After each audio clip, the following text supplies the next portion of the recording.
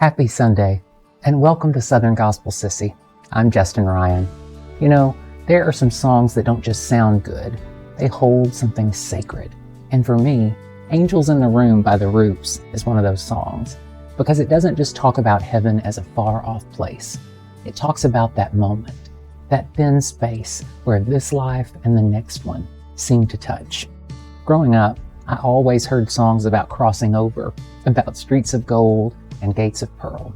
But nobody really prepared me for what it feels like to sit in a quiet room and realize that you are truly standing on holy ground. I've had the honor, and I do mean honor, of being with people I love as they took their final breath. And I need you to hear me when I say this.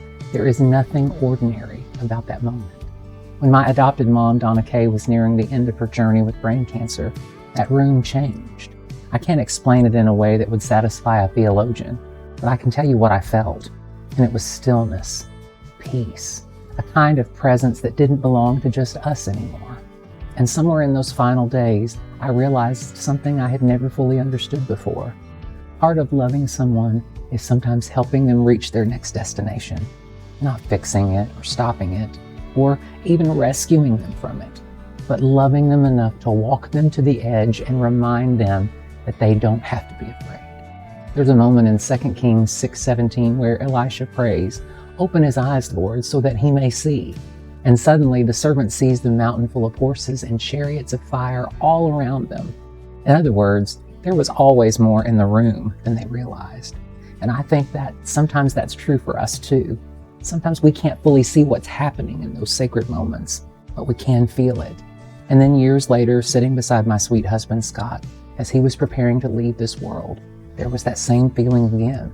But this time, it felt even more personal because it didn't feel like an ending.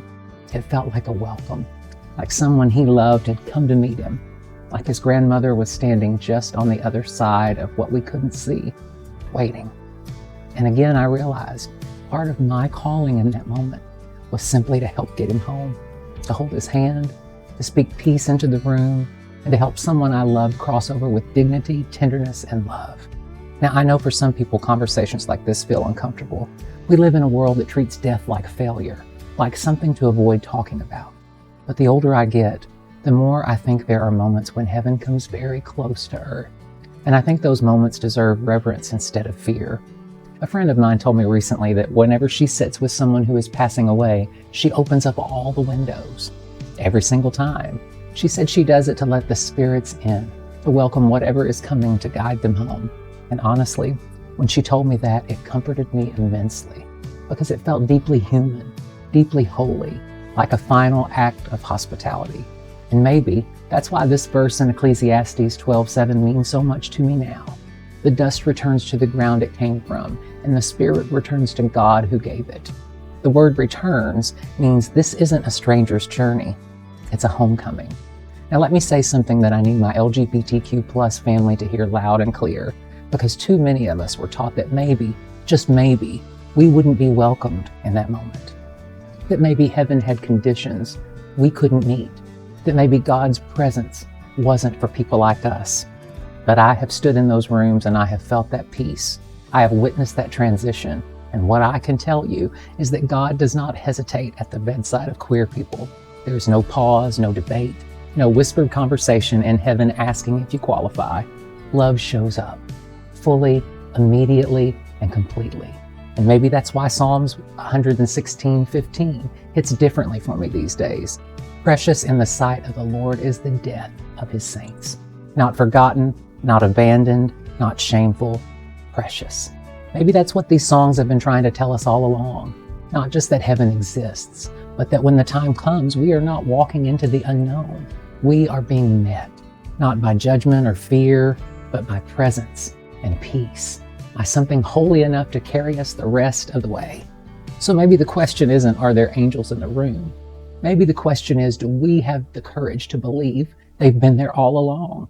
Because if I've learned anything from sitting at those bedsides, from holding those hands, from helping the people I love make it home, it's this. When the world says it's over, heaven whispers, welcome back. Happy Sunday.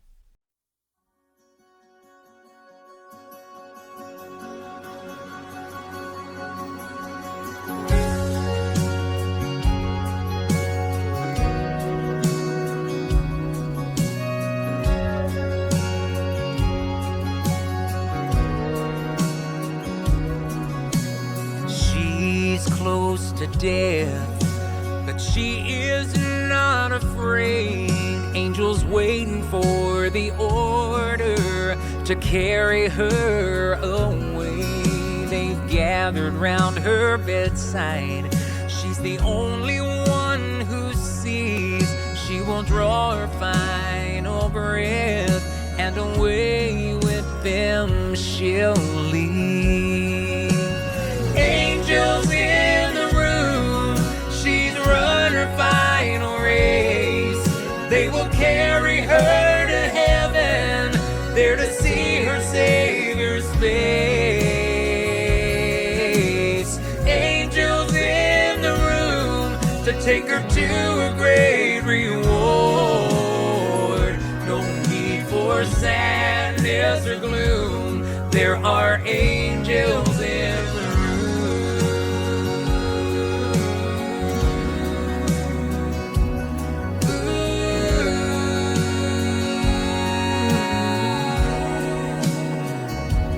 He's not long for this world, there's a better one to come. He's thinking about that great reunion with the Father and the Son, his family by his bedside. He says, honey, can't you see angels standing all around us? It's time for me to leave. Angels in the room, he's run his final race. They will carry him to heaven, there to see his Savior's face. Angels in the room to take him to his great reward.